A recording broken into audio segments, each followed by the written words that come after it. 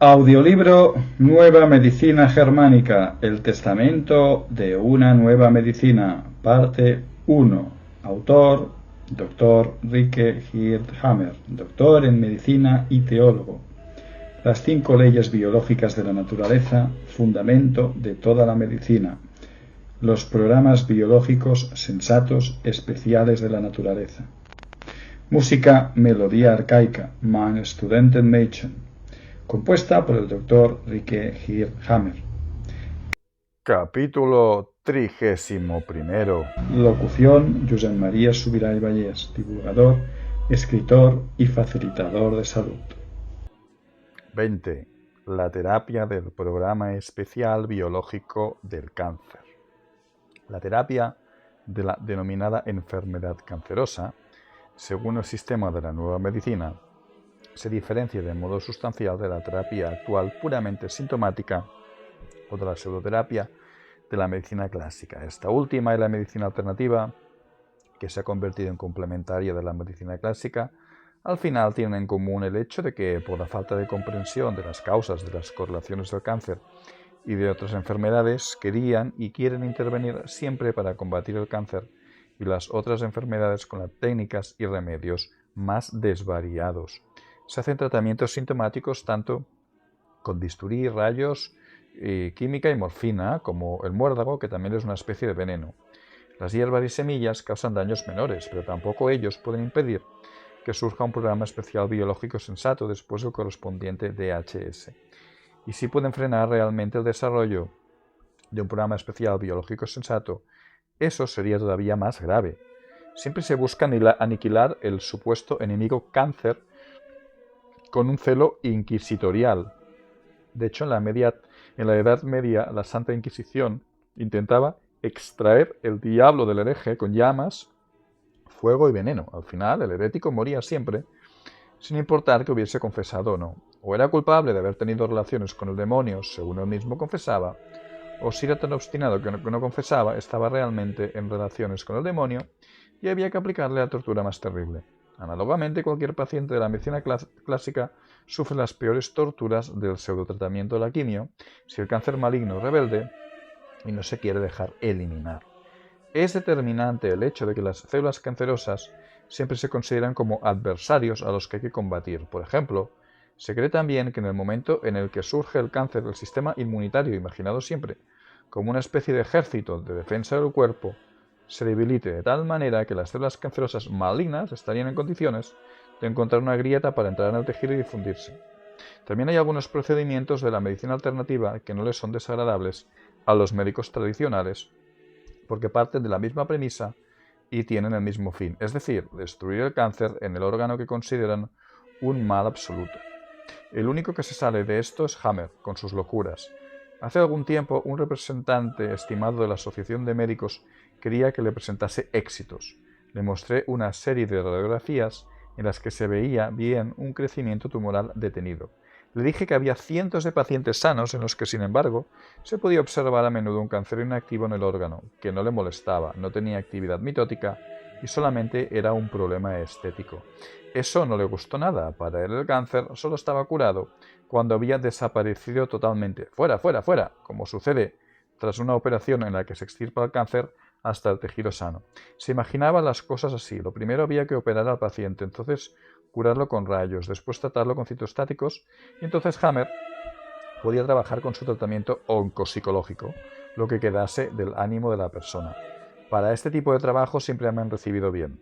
Le dije que los pacientes a los que había tratado no necesitaron ni de cirujanos ni de médicos que les irradiasen o les envenenasen, prescindiendo de las posibles complicaciones de tipo orgánico como hemorragias, edemas cerebrales o cosas parecidas, y de las posibles complicaciones psíquicas como un nuevo pánico a causa de experiencias chocantes o de médicos estúpidos o de recaídas conflictivas, etc. Estos pacientes se podían considerar sanos.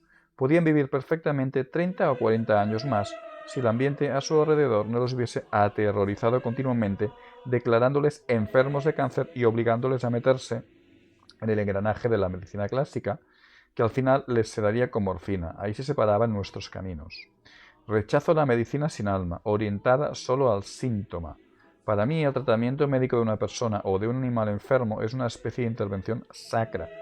Hace 2000 años, los médicos eran sacerdotes, al mismo tiempo personas inteligentes y expertas que se ganaban la fe de sus semejantes. En mi opinión, esto no excluye el elevado conocimiento científico, al contrario, debería incluirlo. Pero desde que esta corporación de médicos inteligentes, sin alma, puramente intelectuales o interesados solamente en los síntomas, mira con frialdad el éxito y el dinero, ya no puedo considerarla como una asociación de médicos de verdad. Por lo tanto, no consentiré que esos ingenieros de una medicina brutal en el futuro puedan explotar, aunque de modo diferente, la nueva medicina de Hammer. Los médicos del futuro, los médicos de la nueva medicina, tienen que ser personas prácticas y sabias, con un buen sentido sano, con las manos y el corazón caliente. Médicos sacerdotes como los tiempos pasados que eran benévolos e incorruptibles, parecidos a los buenos viejos médicos de familia. Los actuales médicos millonarios de éxito que ocupan su puesto gracias a manipulaciones que calculan en dinero cada pequeña operación y cada palabra gentil, pero que por añadidura en cada congreso hablan de ética con una arrogancia sin pudor, esta especie de médicos cínicos, brutales y ávidos tiene que pasar definitivamente al trabajo. Me dan asco. Pido al lector que me perdone estas duras palabras. Es verdad que todavía existen médicos que forman parte del sistema de la medicina actual solo por necesidad, pero que se alegrarán de tener finalmente una alternativa con bases científicas, gracias a la cual puedan dar esperanzas fundadas a sus pacientes. Quiero hablar brevemente de un paciente que murió simplemente porque fue tratado como un enfermo de cáncer del que se decía que no había nada que hacer. Se adoptaron medidas que el médico, un urólogo, en circunstancias análogas, no habría tomado jamás ni para él mismo ni para una persona no enferma de cáncer. Con estos pacientes se dice que no merece la pena. El paciente tenía una leucemia en regresión con dolores óseos calmados. El caso fue especialmente trágico por las circunstancias particulares. Unos días antes de su muerte, la familia sacó al paciente del hospital en una fuga dramática, después de que el médico del departamento confesara que por orden del superior suministró un derivado de la morfina en contra de la voluntad expresa de los parientes y contra el deseo explícito del paciente. Desde ese momento ya no fue posible hablar con el paciente. No había ninguna necesidad de hacerlo, porque en ese momento el paciente ya no tenía casi dolores. La hija, una bióloga, había velado a su padre durante toda la noche. Cuando había dejado la habitación durante 5 minutos, la enfermera llegó y quería darle morfina al padre, lo que la hija, así como el mismo padre, que se había despertado de los efectos del opio, no le permitieron. Después de unas horas abandonaban el hospital. Literalmente, querían sedar al paciente en contra de su voluntad. El paciente jamás tuvo dificultades para orinar, pero durante la estancia en el hospital le pusieron por rutina un catéter en la vejiga, de modo que la enfermera no fuese molestada por la noche. A causa del catéter, la uretra se había hinchado un poco y, por lo tanto, el paciente tuvo en casa algunas dificultades para orinar, igual que tendría cualquier persona durante los primeros días después de haberse quitado el catéter. El médico de familia le puso inmediatamente, sin ser necesario, un catéter suprapúbico. Tenía la vejiga medio llena. Al hacerlo, sin darse cuenta, pasó la cavidad abdominal. El paciente murió 2 días después de peritonitis aguda. Todos cometemos errores profesionales, también yo, pero aquí no se trata de eso, sino de cosas que en otra situación no se habrían hecho, cosas que solamente se hacen con los enfermos de cáncer. Este no es un caso aislado, podría citar cientos de casos en los que al paciente se le ha suministrado morfina o derivados sin que tuviese dolores, y por lo tanto sin necesidad y contra su expresa voluntad, causándole así la muerte. El paciente, que como ya he dicho murió de peritonitis, ya estaba curado casi del todo. Sus cánceres estaban inactivos y el último cáncer óseo en proceso de curación. Habría podido vivir tranquilamente otros 30 años. Estaba haciendo grandes proyectos para el verano siguiente. La brutalidad de cada caso individual tiene sus raíces en el sistema. Por lo tanto, entendámoslo. No tiene ningún sentido estigmatizar o acusar a los médicos individualmente por su brutalidad, sino que hay que eliminar el sistema. Si hubieseis visto morir a cientos de personas de esta manera brutal, como me ha pasado a mí, probablemente también vosotros escribiríais de una manera tan poco diplomática como yo.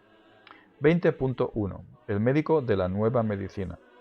En la nueva medicina, el paciente es el jefe absoluto del proceso que afecta al propio organismo. Solo él puede saber lo que realmente es bueno y correcto para él. Solo él puede ser el responsable de sí mismo. El paciente no es curado, sino que se cura. La relación paciente-médico en la nueva medicina tiene que ser redefinido y repensado completamente. El paciente tiene que elaborar la terapia que mejor le vaya con ayuda de las personas que son médicos del alma y del cuerpo y se preocupan sinceramente por sus pacientes. Realmente no es exagerado decir que los que quieren trabajar con la nueva medicina, con toda la experiencia profesional extendida a los 3 niveles, lo primero que tienen que hacer es ser personas sabias y bondadosas, que estén en condiciones de comprender a los pacientes tanto en calidad de seres humanos como de expertos. Trabajar en los 3 niveles de la nueva medicina requiere un procedimiento psicocriminalista y será un problema el día que esto se pueda aprender. Algunos médicos entienden al momento intuitivamente sin por ello ser más estúpidos que sus colegas más intelectuales. Estos últimos normalmente tienen mayores problemas porque desde el punto de vista humano no sienten ninguna empatía con el paciente y no poseen carisma. No hay nada que haga más feliz que trabajar cualificadamente con los 3 niveles y las 5 leyes naturales de la nueva medicina.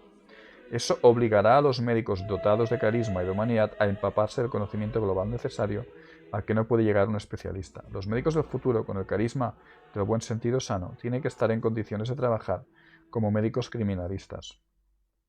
Tiene que saber estar al lado del paciente como un buen amigo poniendo a su disposición sus conocimientos especializados. De hecho, la terapia del futuro consiste en dar la menor cantidad de fármacos posibles y en el hecho de que el paciente aprenda a entender la causa de su conflicto biológico y de su enfermedad y junto con su médico encuentre el mejor camino para salir de ese conflicto y no volver a caer. Estos sacerdotes de Esculapio, en mi opinión, deberían ser personas sabias y modestas, cordiales y al mismo tiempo poseer unos conocimientos globales óptimos. Sé que esta imagen no se corresponde con la idea dominante hoy en día de un médico de éxito. La terapia de la enfermedad cancerosa, que ahora sabemos que es uno de los programas especiales, biológicos y sensatos, sería distinta en los 3 niveles. 1. Nivel psíquico. Terapia práctico-psíquica con buen juicio. 2. Nivel cerebral. Observación del desarrollo y terapia de las complicaciones cerebrales. 3. Nivel orgánico. Terapia de las complicaciones en los órganos. 20.2. Nivel psíquico. Terapia práctico-psíquica con buen juicio. En teoría podemos subdividir nuestra terapia en 3 niveles como intentaremos hacer, pero siempre hace falta ser conscientes del hecho que en nuestro organismo todo se produce al mismo tiempo, por lo tanto de manera sincrónica. En un futuro, la nueva medicina tendrá que actuar de manera que en ningún caso los pacientes sean curados por especialistas. Uno se preocupa del alma, otro del cerebro y un tercero cura los órganos. También el teamwork, tan apreciado hoy día, debe formarse por la colaboración de médicos con gran experiencia global y nunca de otra manera. Normalmente el paciente enferma de un conflicto del que no puede hablar, del que en cualquier caso hasta ahora no podía hablar. Tanto si nos parece correcto o necesario el hecho de que no pudiese hablar del conflicto, como si estamos convencidos de que quizás podría haber hablado de él hace ya mucho tiempo, esto es irrelevante para el programa especial sensato biológico ahora presente. Lo único necesario es intentar entender por qué el paciente no podía hablar de ese conflicto, basándonos en su estructura mental, en su visión del mundo. Me acuerdo de una señora anciana que había enfermado de un carcinoma al sigma porque su canario, al que se había pegado mucho, había muerto. Durante 12 años fue su mejor amigo. El DHS se produjo cuando se lo encontró muerto en la jaula. Estaba lleno de heces líquidas. La anciana mujer soñó con esto durante meses. Se hacía reproches por haber cuidado mal de Hansi y en sueños lo veía siempre sucio en la jaula. Después de 4 meses, se produce una inesperada solución del conflicto porque la hija le había regalado un nuevo Hansi. El cáncer lo notaron solo a causa de la hemorragia intestinal típica de la fase de reparación. La anciana sobrevivió porque a causa de su edad los médicos no consideraron oportuno realizar ninguna terapia. Si hubiese sido una persona más joven, se habrían llevado a cabo intervenciones radicales y se había practicado una colonoscopia. Eso habría desencadenado, como se puede ver casi siempre, una desvalorización de sí. Por lo tanto, se habrían encontrado las correspondientes metástasis óseas y después se le habría sembrado con morfina. Hoy en día este es el desarrollo habitual, por desgracia, pero es un desarrollo que no hay que seguir. La anciana señora, después de 5 años, está nuevamente bien. Ha avisado a sus parientes que en caso de que el nuevo Hansi pase mejor vida, no esperen otros 4 meses para regalarle un canario. Un caso parecido me sucedió también en Saarland. La mujer del administrador de un sanatorio estaba enferma de un adenocarcinoma pulmonar. Se descubrió porque la paciente tosía levemente y el médico de familia le hizo una radiografía pulmonar en la que se vio un adenocarcinoma solitario del pulmón. Estos focos solitarios del pulmón siempre son adenocarcinomas pulmonares, señal de un conflicto de miedo a la muerte por otra persona o por un animal. El marido de esta paciente de unos 50 años me pidió consejo. Visité e interrogué a la paciente y descubrí que había sufrido un DHS unos 8 meses antes, cuando habían sedado a su querido gato Morle, porque estaba enfermo. Era nuestro niño de 16 años, incluso le dejábamos comer en la mesa con nosotros, me dijo. Desde que el veterinario le dijo que le tenía que poner la inyección, la mujer adelgazó mucho, no conseguía dormir y solo pensaba en su gatito, que pusieron la inyección unas semanas después. El conflicto duró 4 meses. El marido, que ya no soportaba ver cómo se atormentaba a la mujer, un día llevó a casa otro gatito muy parecido al anterior. Desde entonces la paciente comenzó a estar nuevamente bien. Cuando 2 meses más tarde se descubrió en el pulmón derecho un adenocarcinoma solitario de unos 5 centímetros, la mujer ya había alcanzado su peso y dormía sin problemas. Su mundo volvía a ser el de siempre. La paciente soportó bien el diagnóstico, el envenenamiento y las radiaciones de cobalto. Los médicos se maravillaron que el tumor ni crecía ni disminuía, sino que permanecía estable. Después de 2 meses, cuando la paciente había superado todo, junto con su marido, me preguntaron qué es lo que tenían que hacer. Les respondí que cuidar bien al gato. Naturalmente, me podría haber ahorrado el consejo, porque el gato ya se había convertido en el niño de la casa. La paciente está bien. Estos 2 ejemplos nos muestran, como me imagino yo, siempre que sea factible, una terapia práctica con buen juicio. No me molesta si los que una vez fueron mis colegas hiperestimados sonríen, divertidos por el hecho de que hablo más de 2 horas con una anciana sobre su canario muerto y busco involucrarme en las cosas un poco bufonescas de una señora que no tiene en el mundo otra cosa más que su canario Hansi. Naturalmente una señora así no podría pagar los honorarios a un profesor dispuesto a escuchar durante horas su pena por un canario que tendría un valor máximo de 50 euros si estuviese todavía vivo. Tampoco me molesta cuando psicólogos estimadísimos dicen que lo primero de todo hay que aclarar la situación psicológica de fondo, cómo y por qué, y a la luz de qué experiencia traumática se podría examinar el caso. Todo esto no sirve para nada, porque así el DHS no se saca. Siempre pasa como en el ejemplo del portero de fútbol, a que la pelota le coge a contrapié y se queda consternado y mira impotente, como si estuviese paralizado el balón que se mete en la portería. El DHS siempre es la serie de factores concomitantes, la situación imprevista, que ningún psicólogo está en condiciones de valorar, y mucho menos de explicar. En este punto cito, al menos brevemente, otros 2 casos que deberían dejar claro que no se obtiene nada con la psicoterapia del paciente. A menudo hay que pasar por 1, 2 o los 3 niveles e intentar una terapia de todo el ambiente de alrededor. Una paciente de 45 años estaba enferma, y lo sabía, de carcinoma óseo de la columna vertebral y de la pelvis después de que había tenido tiempo atrás un carcinoma de mama. El informe era recaída con metástasis generalizado en carcinoma mamario, estado tras la extirpación. A la paciente le dijeron que no había nada que hacer y se la dejó esperando la muerte en una habitación de un pequeño hospital. Ella era naturópata. Me llamaron para una intervención complementaria. Encontré, como había supuesto, que las metástasis generalizadas derivaban de 2 desvalorizaciones de sí diferentes con un propio DHS.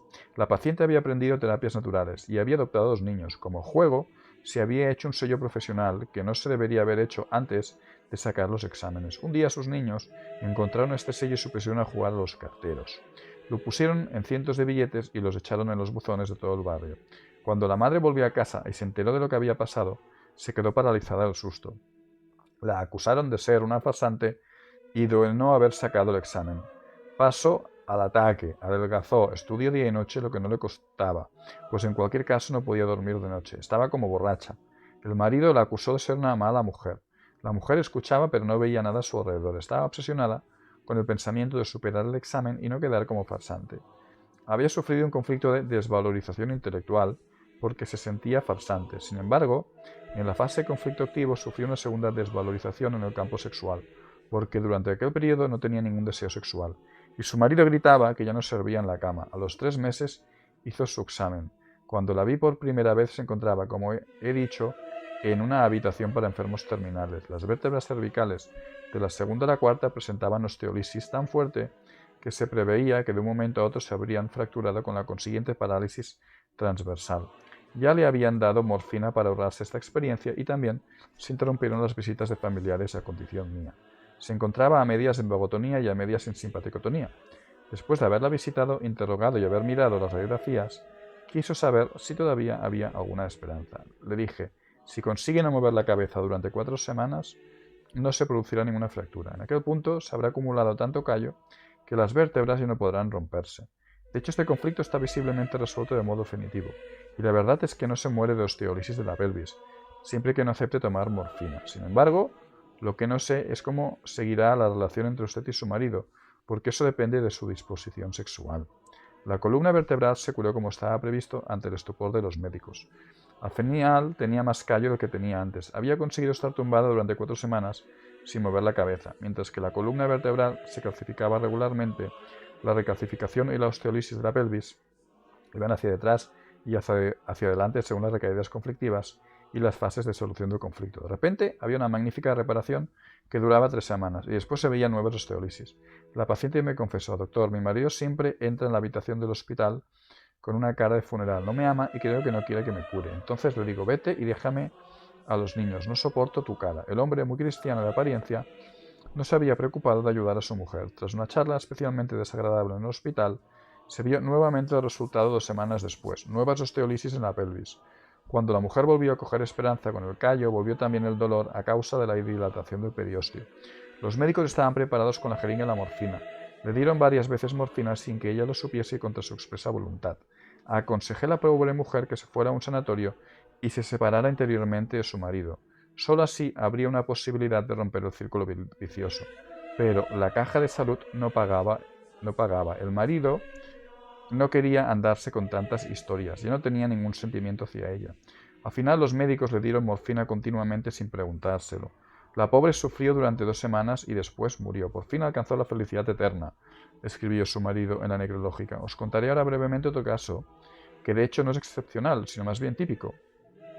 Una joven mujer sufrió 2 conflictos de miedo en la nuca. Uno porque recibió la noticia de HS de que tenía que pagar una pensión a la suegra durante toda la vida. Este conflicto lo tuvo en la nuca durante muchos meses. Sufrió un segundo conflicto de miedo en la nuca cuando se le dijo que había que operar el cerebro y la obligaron a que se extirpara la mitad. Ahora la mujer está casi ciega en casa y espera pacientemente que el foco de Hammer de la retina se deshinche, permitiéndola ver nuevamente. Obviamente hará falta mucho tiempo.